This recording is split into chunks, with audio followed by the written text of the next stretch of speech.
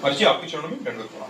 महाराज जी, मैं पिछले 2 वर्षों से आपका सत्संग एकांतिक वार्तालाप सुन रहा हूँ। आपकी कृपा से भजन करने का भी प्रयास करता हूँ। विगत 2 वर्षों से आपकी कृपा से जीवन सही मार्ग पर चलाने का भी प्रयास कर रहा हूँ। फिर भी मन में एक डर सा बना हुआ है कि जब आप प्रत्यक्ष रूप में विराजमान नहीं होंगे तो हमारे जैसे लाखों युवाओं को कौन संभालेगा, कि हम किनकी वाणी का सहारा लेके इस जीवन की। भगवान की ऐसी लीला है कि इसका नाम है मृत्यु लोक। यहाँ मरना तो पड़ेगा भैया, चाहे हम हो चाहे आप हो, समय आने पर शरीर छूटेगा। तो हमें लगता है कि संतों की वाणी हमारा सहयोग करती है। जो संतों के वाक्य हैं वही हमारे गाइड है। अगर हम संतों के वाक्यों को माने तो संत के चले जाने पर वाक्य तो रहेंगे ना, हम उन वाक्यों के अनुसार चलें।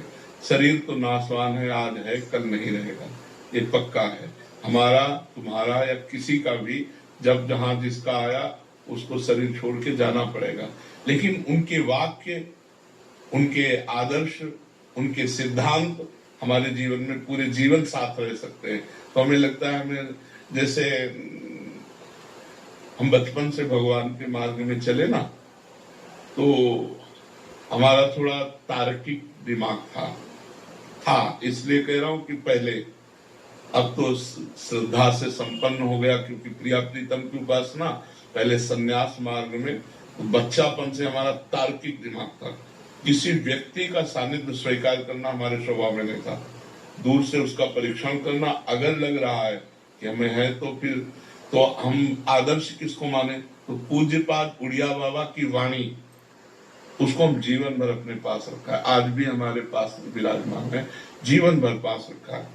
संत को ऐसा चलना चाहिए, ऐसे चलना चाहिए। बाबा ने जो जो उपदेश किए बस उन्हीं का, बाबा के चरणों का आश्रय लेकर के, उन्हीं को गुरु मान करके, उन्हीं के बात मानकर आज भी उन्हीं के वचनों के अनुसार चलने की चेष्टा कर रहे हैं।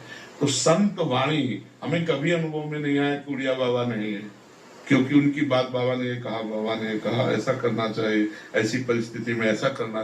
पूरा इतना मोटा ग्रंथ है, बाबा का उपदेश ही उसमें है। साधक के लिए, ज्ञानी के लिए, भक्त के लिए, स्त्री के लिए, पुरुष के लिए, बच्चा के लिए, सबके लिए उपदेश है। तो वही जीवन भर आदर्श माना। तो हमें लगता है अगर हम संतों की वाणी को अपना मित्र बना ले तो वियोग का दुख नहीं अनुभव होगा। अगर हम शरीर को अपना मित्र मानेंगे तो ये मरण धर्मा है, इसका नाश होगा।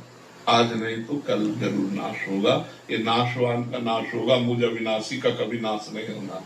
तो अविनाशी की वाणी को मानो तो अविनाशी पद में आ जाओगे। विनाशी शरीर तो इससे प्यार न करो।